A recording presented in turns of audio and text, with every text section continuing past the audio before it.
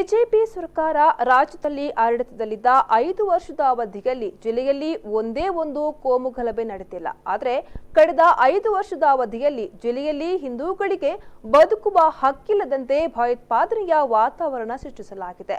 ಅಭಿವೃದ್ಧಿಗಿಂತ ಇದುವೇ ಕಾಂಗ್ರೆಸ್ನ ದೊಡ್ಡ ಸಾಧನೆ ಎಂದು ಸಂಸದ ನಳಿನ್ ಕುಮಾರ್ ಕಟೀಲ್ ಅವರು ಹೇಳಿದರು. ಪುತ್ತೂರಿನಲ್ಲಿ ಸುದ್ದಿಗೋಷ್ಠಿಯಲ್ಲಿ ಮಾತನಾಡಿದ ಅವರು, ಜಿಲ್ಲೆಯಲ್ಲಿ ಅಮಾಯಕ ಯುವಕರ ಕೊಲೆಯಾಗಿದೆ. ಪಂಚಾಯತ್ ಕಚೇರಿಯಲ್ಲಿ ಹತ್ಯೆ ನಡೆದಿದೆ. ಕಾಲೇಜು ಬಿಟ್ಟು ತೆರಳುತ್ತಿದ್ದ ವಿದ್ಯಾರ್ಥಿನಿಯನ್ನ ನಡು ರಸ್ತೆಯಲ್ಲೇ ಕೊಲೆ ಮಾಡಲಾಗಿದೆ. ಅಂಗಡಿಯಿಂದ ಸಾಮಗ್ರಿ ತರುತ್ತಿದ್ದ ಯುವಕನನ್ನ ಬರ್ಬರವಾಗಿ ಹತ್ಯೆ ಮಾಡಲಾಗಿದೆ.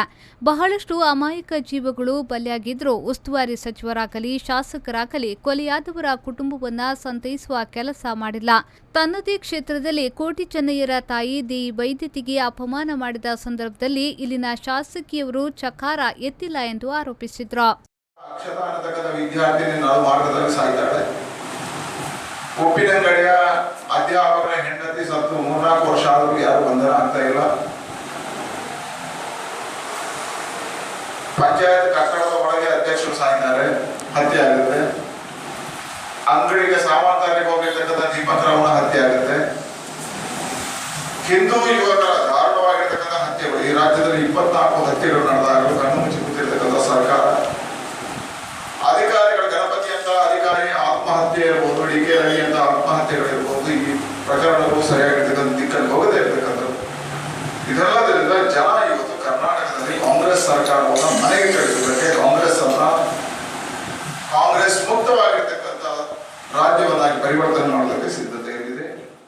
ಪುತ್ತೂರು ಕ್ಷೇತ್ರದಲ್ಲಿ ಶಾಸಕಿ ಶಕುಂತಲಾ ಶೆಟ್ಟಿ ಅವರಿಂದ ಒಂದೇ ಒಂದು ಗುರುತಿಸುವ ಯೋಜನೆ ನಡೆದಿಲ್ಲ.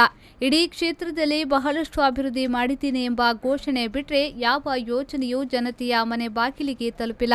ಕ್ಷೇತ್ರದ ಅಭಿವೃದ್ಧಿಗಿಂತ ಅವರ ವೈಯಕ್ತಿಕ ಅಭಿವೃದ್ಧಿಯೇ 50% ಜಾಸ್ತಿಯಾಗಿದೆ ಎಂದರು.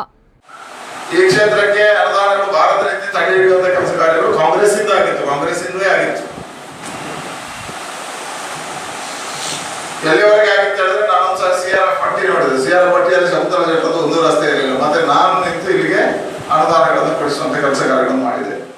ಈ ಸಂದರ್ಭ ಪುತ್ತೂರು ವಿಧಾನಸಭಾ ಕ್ಷೇತ್ರದ ಬಿಜೆಪಿ ಅಭ್ಯರ್ಥಿ ಸಂಜೀವ ಮಠಂದೂರು, ಬಿಜೆಪಿ ಗ್ರಾಮಾಂತರ ಮಂಡಲಾಧ್ಯಕ್ಷ ಚನಿಲ ತಿಮ್ಮಪ್ಪ ಶೆಟ್ಟಿ, ನಗರ ಮಂಡಲಾಧ್ಯಕ್ಷ ಜೀವಂತರ್ ಜೈನ್, ಕ್ಷೇತ್ರ ಚುನಾವಣಾ ಸಂಚಲನ ಸಮಿತಿಯ ಸಂಚಾಲಕ ಗೋಪಾಲಕೃಷ್ಣ ಹೆರಳೆ, ಬಿಜೆಪಿ ಮಾಧ್ಯಮ ವಕ್ತಾರ ಆರ್ಸಿ ನಾರಾಯಣ್ ರೇಂಚ ಸುದ್ದಿಗೋಷ್ಠಿಯಲ್ಲಿ ಹಾಜರಿದ್ದರು. ಅನೀಶ್, ವಿ4 ನ್ಯೂಸ್ 24/7 ಪುತ್ತೂರು.